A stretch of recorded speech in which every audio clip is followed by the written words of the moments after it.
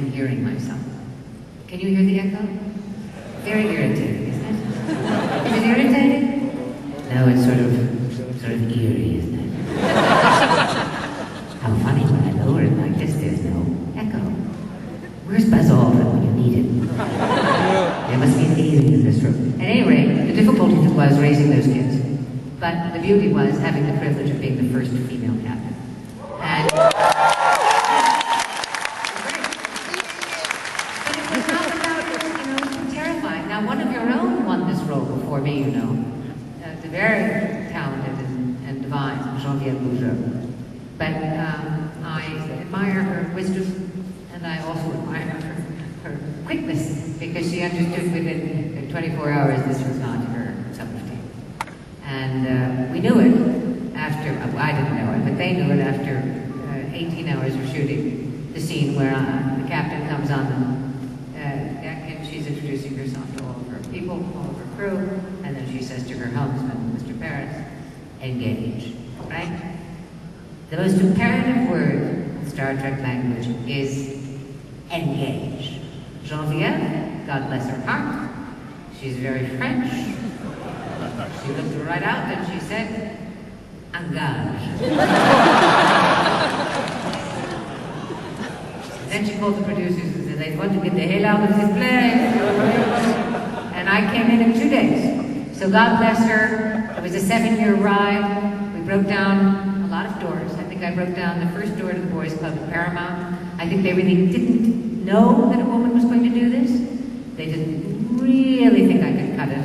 There was a great deal of attention to my hair and to my breasts. Oh, 2-hour meetings about my breasts. I said, are they really that interesting? Why don't we start with one and we go to the other? Then go to my hair. I had 7 hairdos in 1 season. Did you watch it? When was she driving the ship? What was she doing? I'll be right home. Picard didn't have any oil. Picard. We won't do that. It's all good. By the end of I'd say, 2nd season, she was mine. She was completely mine. They backed off and let me have her. I only put my foot down about sex. And I had to do that because, again, the quiet of sex. I had to put my foot down because Kirk spent all his time,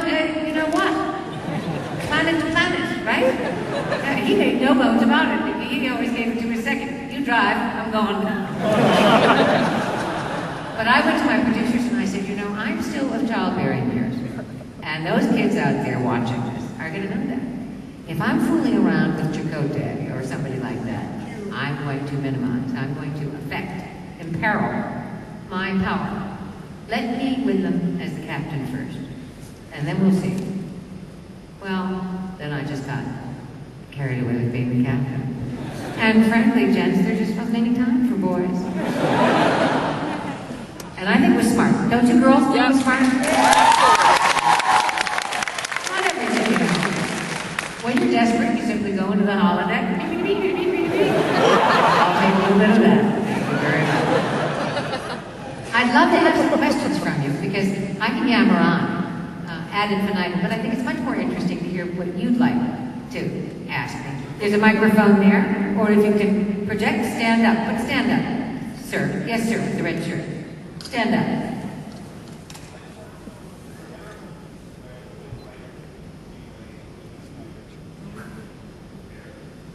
Was there ever a conflict between the way the writers viewed Janeway and Janeway viewed Janeway from day one? I saw her, this might be a gender thing, but I think it's more of a sociological thing.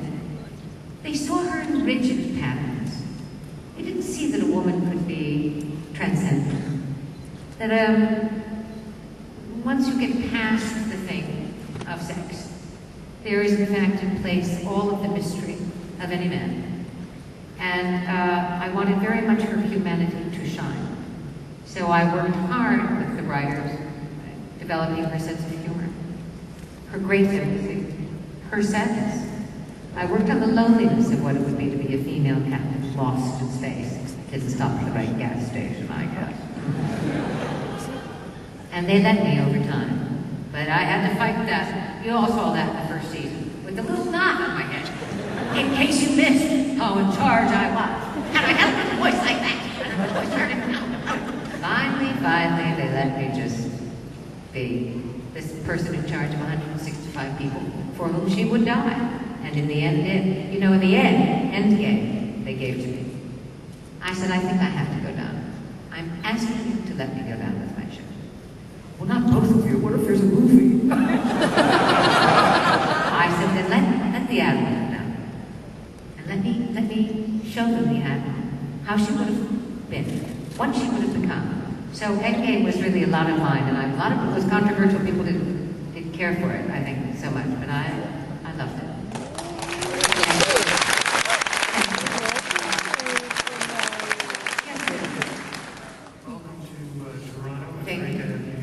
Thank you very much.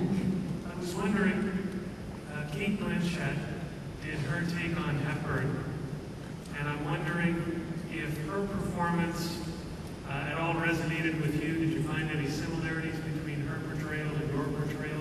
Was it the same person ultimately at the end that came through? Good question. He's referring to my one-woman show, Tea at 5, in which I played Katharine Hepburn at the age of 30 and Katharine Hepburn at the age of 80. And I played it over a period, I think, of about 3.5 years, for about 6 or 7 months in New York, and then I took it on tour.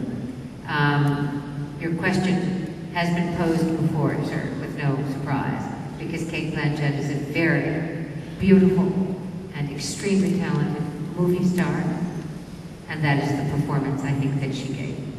To her infinite credit, she pulls out of her hat very brave and exceedingly unusual characterization. So I falter not a bit. I admire her enormously. But I had weeks to work on my Hepburn. And I knew her, every nuance, every movement that she made. I knew everything she was doing, whenever she was doing it, how she was feeling and pushing up. And Blanchett didn't have the time. She didn't have the time when she was young, and she didn't have the time when she was old.